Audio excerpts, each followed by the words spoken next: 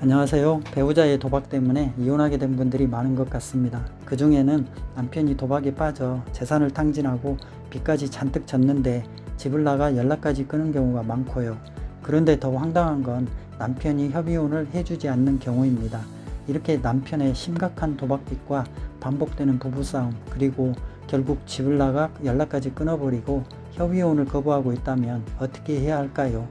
결론부터 말씀드리면 소송하면 판결 등으로 이혼할 수 있습니다.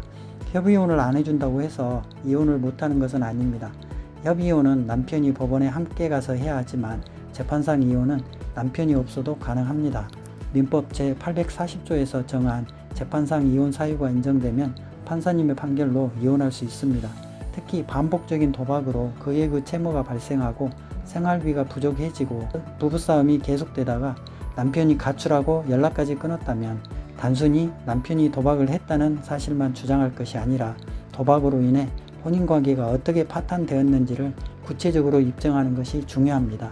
예를 들어 도박 사이트 이용 내역이나 도박 관련 문자와 카카오톡, 도박 자금 송금 내역, 대출과 카드론 현금 서비스 내역, 도박빚 독촉 문자, 생활비를 지급하지 않은 자료, 남편이 집을 나간 날짜와 연락을 시도한 기록 등을 확보해 두는 것이 좋습니다.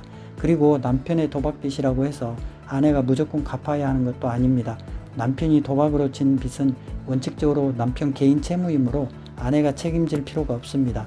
그 채무가 가족의 공동생활을 위해 사용된 것인지 남편 개인의 도박을 위해 사용된 것인지 등을 구체적으로 확인해야 합니다.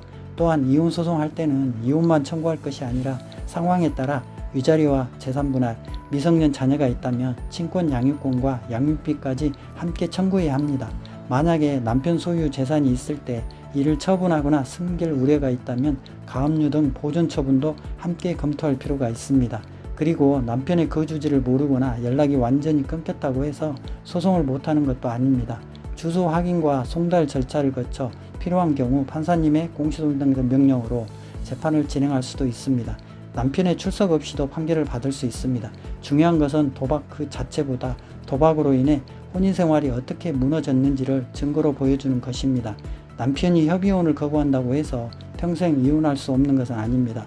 도박빚, 가출, 연락두절, 생활비 미지급 등으로 더 이상 혼인생활을 유지하기 어렵다면 재판상 이혼을 검토해 보시기 바랍니다. 그렇기 때문에 현재 가지고 있는 증거와 재산, 채무관계를 정리한 후 이혼 소송을 준비하는 것이 중요합니다.